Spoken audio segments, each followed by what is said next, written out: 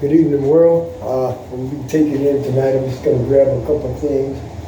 And I'm going to go in and I'm going to be studying, I want to try to keep bringing forth stuff, you know what I'm saying, that, can help the people. And for those of you who don't know me, some people call me prophet, some people call me poet. My presentation name is not for sale.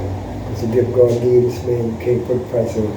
Take all those names, throw them away. They don't mean anything. The only name I want you to remember on this platform is the characteristics of Jesus, the knowledge of the universe that sits inside him and God, and that's the name. I want you to remember when I leave now. Today, in my travels, people ask me questions, and I often, you know what I'm saying, I get my answers, they come from inside of me. I don't look, I use information outside of me, but my answers generally, and it's with everybody, everything that you need to know about yourself and where you need to go and when you find out your purpose. Like, it's inside of you, but most things that hold people back is their fear of trying something different.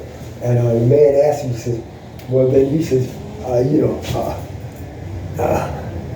no one's ever seen God. And it depends upon what you think God is, because I think a lot of people think God is this man, and like when you go into organized religion, a lot of people think God is this little man with a white beard sitting up on him, you know what I'm saying? And, I was at that mind capacity, you understand what I'm saying? But in that book, you understand, so you gotta remember that, everything's comes from a source. Say if there was nothing, everything came from the source.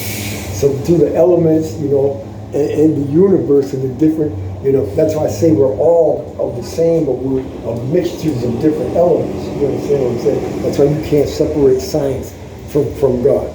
Okay? And so the whole thing is that man, you understand, is dominant over a woman. A woman is a nurturer. You understand what I'm saying? That's but the creation, says. I don't say this.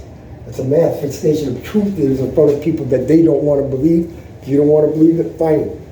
It's up to you. But the whole thing is that if you look at that book, it says God is perceived in the things that he has made, so man is without excuse. Now, if you go to the beginning of the book, it says we were made in his image and his likeness. So if everything came from darkness, from nothing, which is darkness, and light came into existence, you understand? There is two sides. You understand what I'm saying? But the image of God, it gives you, when it's talking about his image, it's not talking about a man. It's talking about the qualities of his characteristics of his character, which is patience, kindness, long-suffering. If you go to the book of Corinthians, you will find and see the characteristics of God. So, I can remember when I was telling people I knew God and I was manifesting the characteristics of the devil. You understand what I'm saying? And like I said, we all have a potential to possess these qualities, but to gain these qualities, there's certain things that we have to go through in life. And a lot of times we'd rather just stay with what we got until we come to a realization that what we got is not getting us anywhere. So, like I said, and it's all about vibration. You understand what I'm saying? Everything has a vibration. Okay. You understand what I'm saying? The word poetry means. I asked a guy one time. I said, "Do you like poetry?" He said, "No." And he said he didn't know. And poetry means vibration, rhythm, sync. If I come and ask you, you don't like poetry, you know what you just told me? You don't like yourself. Okay? Because you are a piece of poetry. You have a vibration, you have a rhythm. A lot of people think it's words just being spit out. But it's a lot much more than that.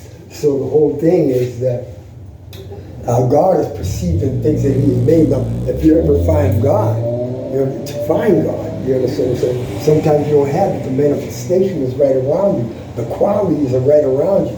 And you will see them in people, you will see them in situations and circumstances. And let me give you an example. I've done a lot of things that I know that God did not like. But you know what I'm saying? God kept showing up for me anyway.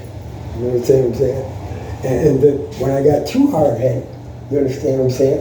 What happens is that when your heart gets too cluttered up, you can't see God no more. So you all just picking random things thinking that you're going to wind up, you know what I'm saying, with this presence in your life, you understand? And you're not picking everything that is of not that presence. You understand what I'm saying? So